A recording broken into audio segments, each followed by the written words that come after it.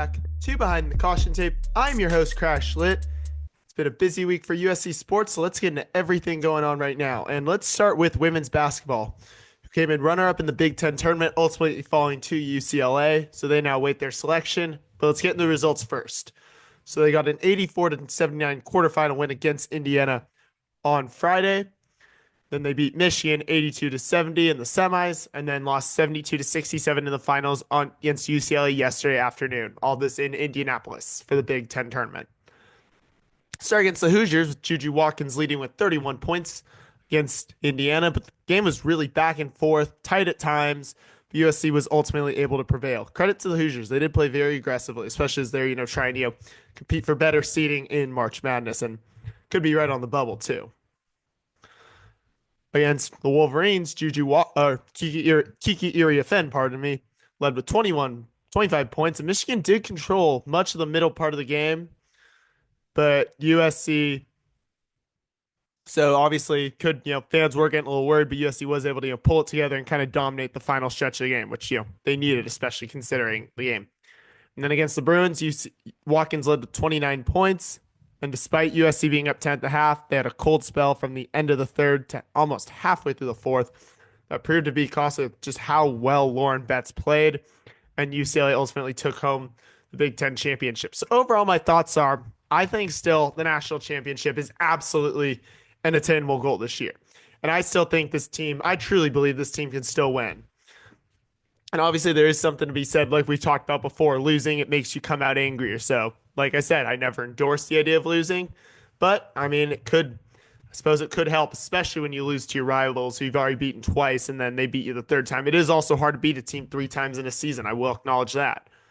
But kind of my thoughts are now, if USC is going to win the Natty, which they absolutely have the ability to do, everyone is going to need to step up, especially because it seems like a lot of teams, they bet their game plan on trying to shut down Juju Watkins and make someone else on the team beat them. So Juju's going to need to obviously step up and shoot well, but also Kiki Iriafen, Talia von Oelhoffen, Avery Howell, Kennedy Smith, Ram Marshall, Kaylee Heckel, Malia Samuels, you name it. Just pretty much everyone who's going to be in the rotation for Coach Lindsey Gottlieb is going to need to step up. So I'm really excited, but still, obviously, USC does now have kind of, I think, almost 2 weeks off before they actually start playing. So I think this week of rest will be good for them before they get back to it. But so yeah, pretty much it's just going to need to take everyone to win, especially as you get kind of near into, end of the Elite Eight, Final Four, obviously winning the Natty. It's going to take everyone. But pretty much, yeah, USC now sits at 28-3 overall. They did drop from number 2 to number 4 with the result. UCLA did move to number 1. So up next, they await selection Sunday on this Sunday, so March 16th, to find out seeding and placement. I think they should be a number 1 seed. I think they absolutely deserve it. I think the AP seeding of them at number 4 reflects that. And I think it also, obviously, Charlie Cream, the ESPN bracketologist for women's basketball, also has them as a 1 seed. So they should get it. At worst, they're a number 2 seed. But considering your losses to UCLA, who's right now the number 1 team, and who's still been a very good team this year, by the way, I think there's nothing that says they don't deserve it, I think.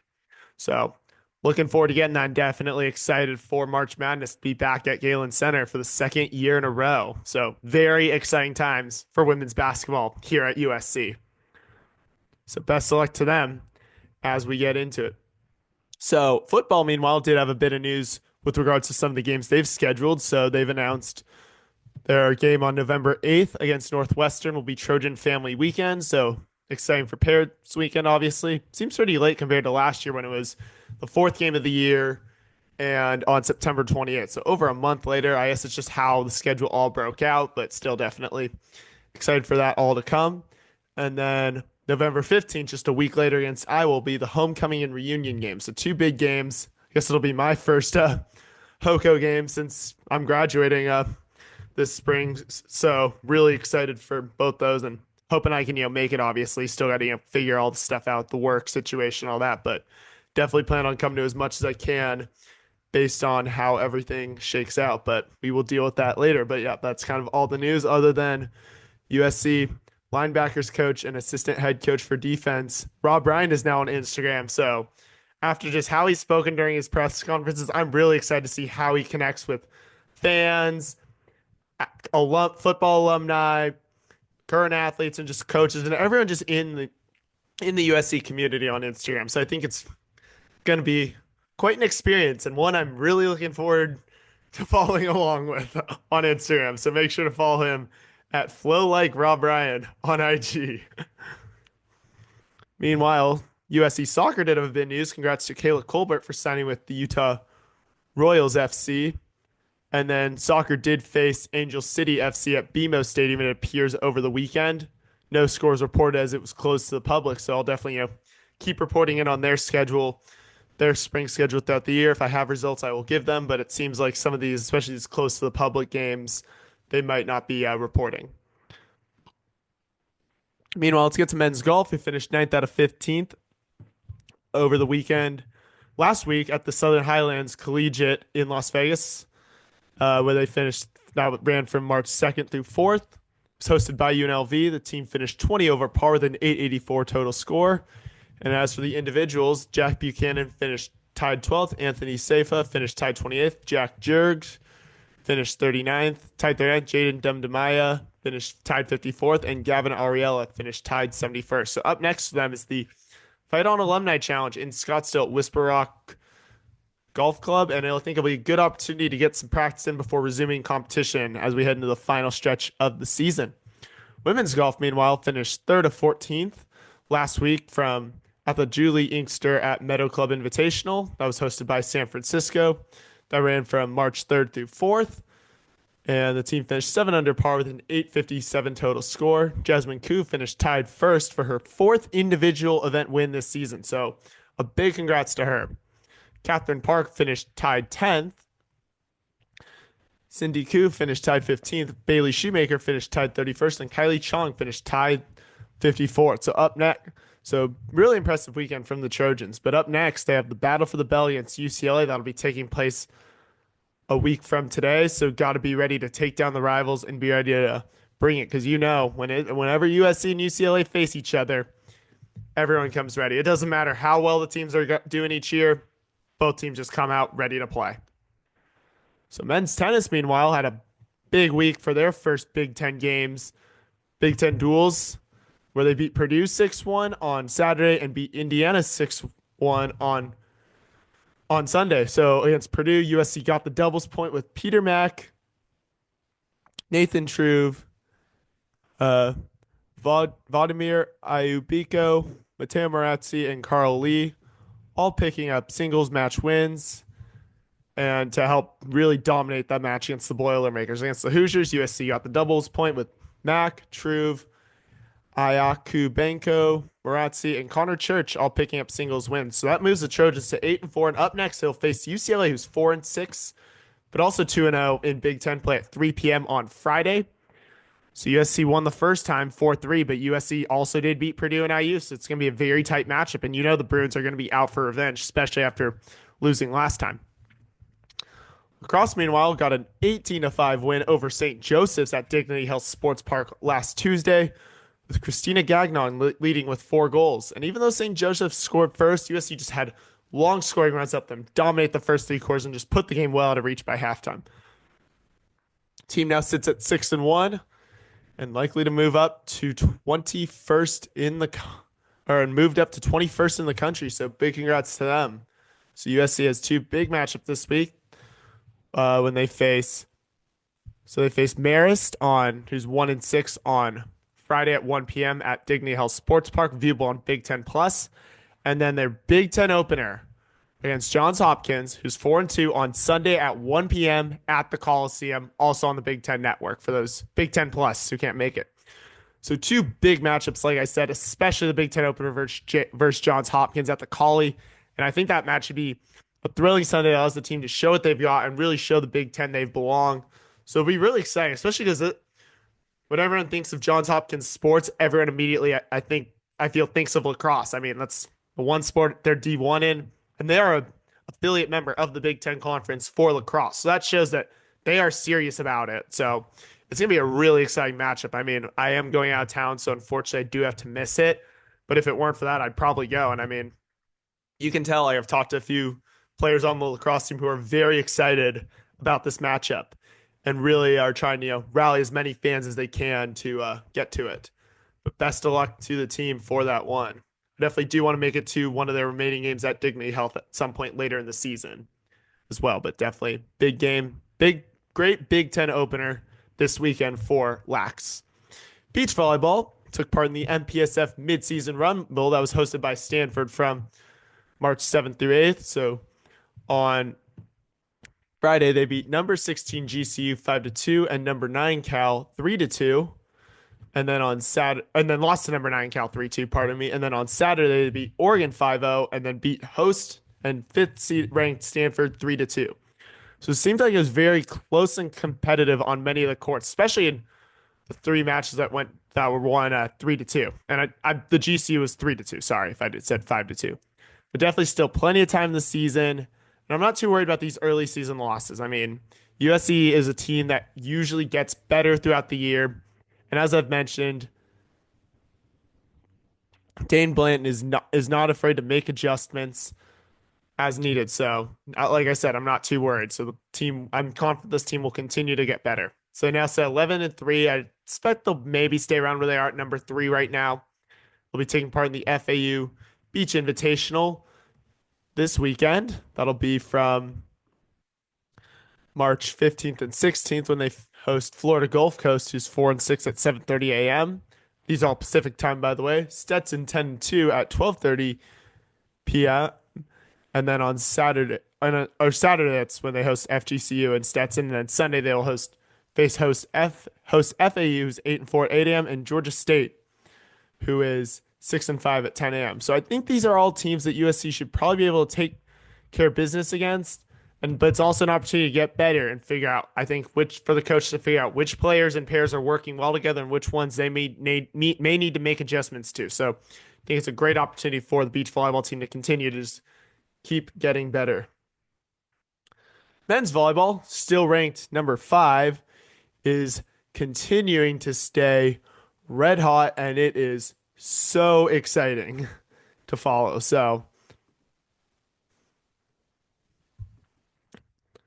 pretty much what's really exciting, they got a 3-2 thriller win at number 6 BYU on Friday and then followed up with a sweep of the Cougars the following night and their first wins in Provo since 1996. So before anyone currently at this school, and kind of by a while, who's like anyone on the team, I'm pretty sure, was born. So really exciting. Jack Duker, I think, just went absolutely off in that first match. Led with 23 kills on Friday. Dylan Klein led with 17 on Saturday. And all the sets were super close, but just super impressed with how this team played and all of them, especially just competitive. And Friday in a 5-setter where there were times where USC fell behind, especially in the 5th set. I think it was down 1-6 is what I saw on social media. And I think a big thing, and I think USC's gotten a huge boost since Jack Duker's back from injury. He's been huge for the team. And I expect to see him play more now that he's gone. Now that he's just been going off ever since he's been back. So they're now 13-2. They held at number 5 this week. And they're 4-0 in MPSF play. So up next, they'll take a break from MPSF action, take part in the Outrigger Invitational again, that is hosted by Hawaii. So they'll face Penn State on Thursday at 7 p.m. On Penn State's 5-10. They'll face Ball State, who's 13-6 at 7 p.m. on Friday, and then host Hawaii, who's 17-1 at 10 p.m. on Saturday. The Hawaii game is on ESPN Plus. Not sure if all USC's other 2 games that precede the Hawaii game will also be on there, but I will hopefully they provide more information on social media. So I think 3 good chances to face competition out of conference play. Hawaii and Ball State both look really solid this year, and USC does get another chance to face Penn State, who the Trojans beat 3-1 at the Big Ten Challenge in Columbus on February 1st. So I think some 3 good opportunities for USC to continue to bolster that resume, and especially with Hawaii being ranked number 4 right now, Penn State at tied 19th, and Ball State at 12th. three more ranked opportunities. So if you, especially if USC can beat Hawaii's number three, I'm sorry if I said number four. Rankings have held pretty steady recently. If USC can beat Hawaii, they will no doubt in my mind crack probably the top four. They'll definitely move up and probably even maybe even crack the top three. So it's going to be a really exciting weekend for this team. Women's tennis, meanwhile, so on to the sports that I was attending this week, was won 4-3 on Friday against UCLA in a duel that went on for 5 hours. I only stayed for around an hour of it due to plans to go to baseball, but I definitely wanted to check out a bit of the Crosstown Showdown, especially with just I love going to USC UCLA matchups and then kind of flexing on my friends there. Although not exactly the best weekend for that though, but still I'll take what I can get. So USC got the doubles point against the Bruins, and Amy Haddad, Maya Sung, and Jana Hossam won their singles matches, but a lot of long sets and breakers that really caused the duel to go on for as long as it did. So USC now sits at 6-2 on the year, and up next they face Washington on Friday, who is 9-1 at noon, and Oregon, who's 7-4 on Sunday at 12:30. So it's a start of Big Ten play, and USC just needs to come ready to play against two very good teams, I think. Rowing, meanwhile, beat UCLA for the fifth straight time at the Port of Los Angeles on Saturday. And in that race, UCLA did win the first two races of the day. Third varsity four and second varsity four before USC won the remaining four races, the third varsity eights, the varsity fours, the second varsity eight, and the varsity eights. So basically those are kind of what levels of boats they are, how many you have, and how many people in them. For those who don't know how rowing works, there's 6 races in one of these dual meets. I think some of the other competitions they compete in are different, but this is how the dual meet worked based on what the coaches were telling me. And overall, it's a great environment, a solid turnout from especially the Trojan family. But I was glad I went to support, especially after how much fun I had at that practice and seeing just how hard this team works. So wishing them the best of luck for the remainder of the season. And up next, they'll face San Diego. They'll take part in the San Diego Crew Classic from March 29th through 30th in San Diego. So big opportunity for this team to get better and continue to improve. So I think really this team has shown a lot of promise under head coach Kelsey Shadoin and even just her first season. So really excited for what's to come. Women's water polo got another win and now sits 17-1 overall and now 1-0 in conference play. I imagine they'll probably stay at number 2. They beat number 15 Indiana 20-12, and President Carol Folt was there to support as well. So I was super excited to see her there. I was sitting right behind her, so chatted with her a little bit, and just it's always so cool interacting with her and seeing her at games, just showing support for all the incredible student athletes that USC has. For the game, Tilly Kearns and Emily Osmus led with 5 goals each against the Hoosiers. It was a tight game in the first half, really back and forth. I'll give Indiana credit. They look really good. It sounds like their new coach has really been very helped turn around that program. USC completely shut down. So even though it was tight in the first half, USC completely shut down IU in the third quarter. They did not give up a goal in that 8-minute frame to gain a big advantage, and then kept were able to hold off a Hoosier push at the end. That didn't really matter because it was too little, too late. The Hoosiers did score 5 goals in the fourth, but the game was kind of over. Like I said, too little, too late. So up next, USC takes part in the Aztec Invitational hosted by San Diego State down in San Diego. So it's a 2-day event starting Friday and Saturday, where on Friday they will face Princeton, who is 9-2 at noon, Bucknell, who's 9-4 at 5. And then on Saturday they face Howard, who's 16-1 at 9:20, and then later that day Michigan at 1:20, and the Wolverines at 7-5. So I think it's good opportunities to continue to get battle tested before resuming MPSF play next weekend. Baseball, meanwhile, did have a tough weekend. Has been in a bit of a tough stretch, but I'm confident they'll bounce out of it. They'll snap out of it this week, but let's get into the results. So last week at LMU, they lost 8-1 against number 16 UC Santa Barbara on Tuesday. And Gauchos came out strong and had 3 solid innings where they just put up runs. And while USC was able to get guys on base, they were not able to capitalize or get them home. And then over the weekend at Great Park, USC was swept by number 10 Oregon from Friday to Sunday. They lost 7-2 on Friday, 8-6 on Saturday, and 5-3 on Sunday. And just throughout the weekend, USC had their chances but struggled to get runners on base and just also committed too many errors in the field that also just allowed the Ducks to score. So just I'm really confident in this team. I feel like this will be the breakthrough year for this team. Andy Stankiewicz, I think, has this program going right. But you faced two good programs this week. Like Oregon, UCSB have been impressive for a while. So obviously you face two good opponents, but also USC does need to find a way to bounce back. And I think you got two good opportunities to do well, four games and two opponents. So good, really good opportunities this week to do that. You got a rematch against Cal State Fullerton, who's 4-11 on tomorrow night at 6 p.m. at Goodwin Field. That'll be on ESPN Plus. And the Trojans making their first Big Ten road trip to Michigan in Ann Arbor, who and the Wolverines are 8-6 from March 14th through 16th, with the first pitch times 1 on Friday, 11 a.m. Pacific time on Saturday, and 10 a.m. Pacific time on Sunday. All those games will be available on the Big Ten Plus. So yes, they beat Cal State Fullerton 2 weeks ago, 5-3. Then also has a chance to get back on track with their first Big Ten road trip, and also get revenge on Michigan last year from when the Wolverines came to LMU and beat the Trojans in a non-conference matchup. So USC now sits at 9-6, 0-3 in Big Ten, but I'm confident that this week is the perfect week for them to bounce back. Finally, today we'll talk about men's basketball, who split their games this week, getting a 92-61 senior night win over UW on Wednesday before losing 90-63 at UCLA on Saturday.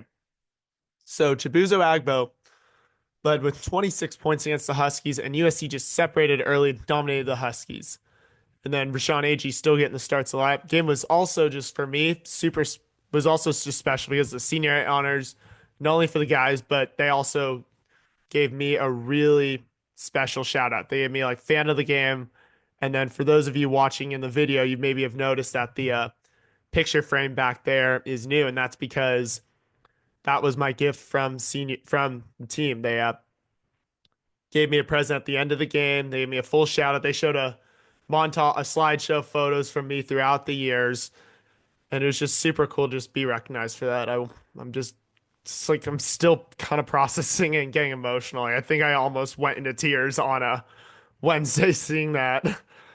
But I'm starting to choke up a little bit right now, but yeah, pretty much they just gave me like free photos from over the years, and I also got a card signed by athletic director Jen Cohen, football head coach Lincoln Riley, men's basketball coach Eric Musselman, women's basketball coach Lindsey Gottlieb, baseball coach Andy Stankiewicz, and women's volleyball head coach Brad Keller. So super exciting to just get all that, just recognition, just see I guess what I meant to those teams, and just it was just so much fun to be at all those games. That's why I've done it. It's just been super fun. So I'm still processing this, especially just the Legion account giving me a shout out on Instagram with a really nice post. They invited me to take a photo with the seniors and then just showed a bunch of photos from me over the years that they really went through the archives for it. So it's just super exciting, and I'm still kind of processing it because it was both amazing, but also I still can't believe they did it for me.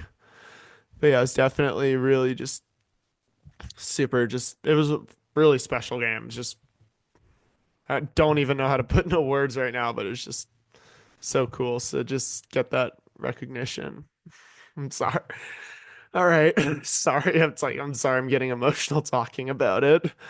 But anyway, on to the UCLA game, which was much tougher and really just tough game to watch, as even though Wesley Yates III led with 21 points against the Bruins, USC just fell behind early, and just UCLA had a solid run from late in the first half and just dominated the second half to send USC back to LA in just brutal fashion for the final regular season game of the season.